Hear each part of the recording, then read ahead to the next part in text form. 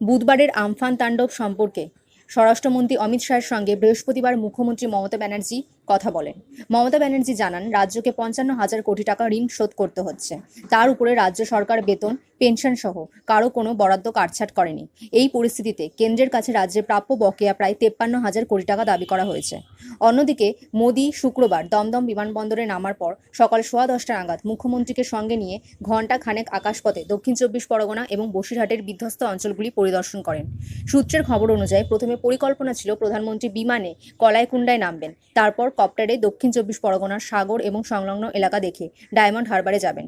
সেখানে কথা বলবেন ওই জেলার দুর্গতদের সঙ্গে। কিন্তু রাজ্য প্রশাসন দিল্লিকে জানায় ওখানে হেলিপ্যাড তৈরি করার মতো পরিস্থিতি এখনও নেই। তারপর নবান্ন এবং প্রধানমন্ত্রীর দপ্তরের আলোচনার ভিত্তিতে বসিরহাটে মোদির সফর চূড়ান্ত হয়। মোদি কথাও বলেন সন্দেশখালী এবং হিঙ্গলগঞ্জের দুর্গতদের সঙ্গে। উত্তর 24 পরগনা থেকে শ্যাম বিশ্বাসের report, crime branch.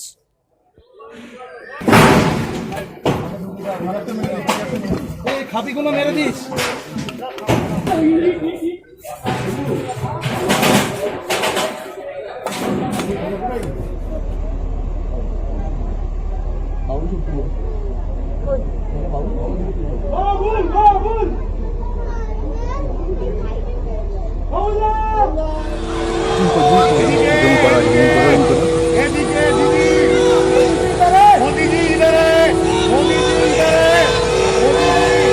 Modi ji, दीदी, मोदी जी इधर है, मोदी जी इधर है, दीदी इधर है, दीदी, दीदी, दीदी, दीदी,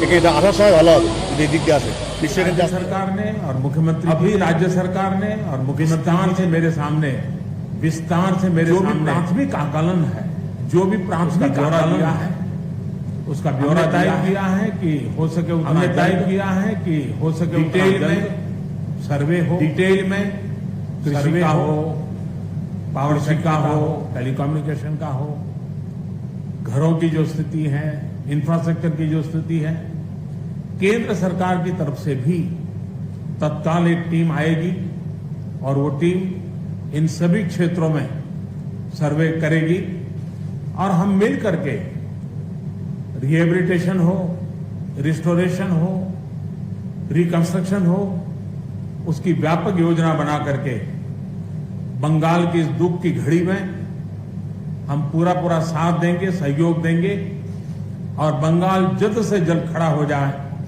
बंगाल जल्द से जल्द तेज गति से आगे बढ़े, इसके लिए भारत सरकार कंधे से कंधा मिलाकर के काम करेगी और जो भी आवश्यकताएं होगी उन आवश्यकताओं को पूर्ण करने के लिए भारत सरकार के जो भी नीति नियम है उसका पूरी तरह उपयोग करते हुए पश्चिम बंगाल की मदद में हम खड़े रहेंगे।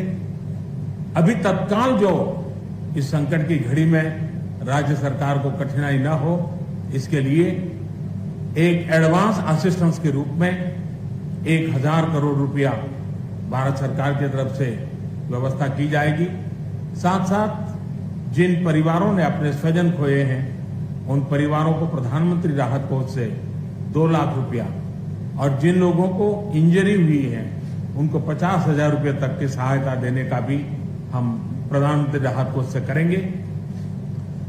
पूरी दुनिया एक संकट से जूझ रही है, भारत भी लगातार कोरोना वायरस के खिलाफ लड़ाई लड़ रहा है। कोरोना वायरस की लड़ाई में जीतने का मंत्र और साइक्लोन में जीतने का मंत्र दोनों पूरी तरह एक दूसरे के ऑपोजिट है। कोरोना वायरस से लड़ने का मंत्र है जो जहां है वहीं रहे, जरूरत नहीं हो तब तक घर से बाहर न निकले और जहां भी जाए 2 गज की दूरी बनाए रखे। लेकिन साइक्लोन का मंत्र है कि साइक्लोन आ रहा है, जल्दी से जल्दी सुरक्षित स्थल पर आप शिफ्ट कर जाइए, वहां पर पहुंचने का प्रयास कीजिए, अपना घर खाली कीजिए। यानी दोनों अलग अलग प्रकार की लड़ाइयां एक साथ पश्चिम बंगाल को लड़नी पड़ी है, लेकिन उसके बावजूद भी ममता जी के नेतृत्व में राज्य सरकार ने भरसक प्रयास किया है। भारत सरकार ने भी लगातार उनके साथ रह करके इस संकट की घड़ी में जो भी आवश्यक, जो एडवांस में करने योग्य था, जो उसी समय करने का योग्य था और जो आगे दिनों के करने की आवश्यकता है, उसको भी पूरा करने का हम प्रयास करेंगे। आज समग्र देश को जिनके लिए गौरव है, ऐसे राजा राममोहन राय जी की जन्म जयंती है और उस समय मेरा पश्चिम बंगाल की इस पवित्र धरती पर होना मेरे मन को छूने वाली बात होती है।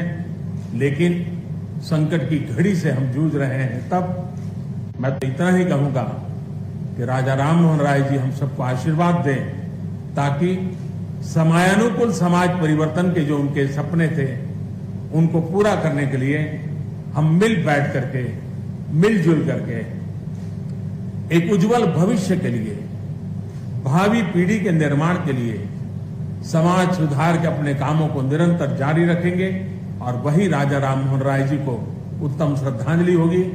मैं मेरे पश्चिम बंगाल के सभी भाइयों बहनों को विश्वास दिलाता हूं कि संकट की घड़ी में पूरा देश आपके साथ है। भारत सरकार कंधे से कंधा मिला करके आपके साथ आने वाले सभी कामों में खड़ी रहेगी। इसी संकट की घड़ी के समय आप सबसे मिलने आया हूं, लेकिन कोरोना वायरस के कारण सब नागरिकों से तो नहीं मिल पा रहा हूं। मन में एक कसक तो रह जाएगी। यहां से मैं आज उड़ीसा की ओर जाऊंगा और वहां भी हवाई निरीक्षण करूंगा, वहां के माननीय मुख्यमंत्री जी से, वहां की सरकार से बातचीत करूंगा। मैं फिर एक बार पश्चिम बंगाल की इस दुख की घड़ी में मैं आपके साथ हूं। जल्द से जल्द आप इस संकट से बाहर निकले, इसके लिए मैं पूरी तरह आपके साथ रहूंगा। बहुत बहुत धन्यवाद।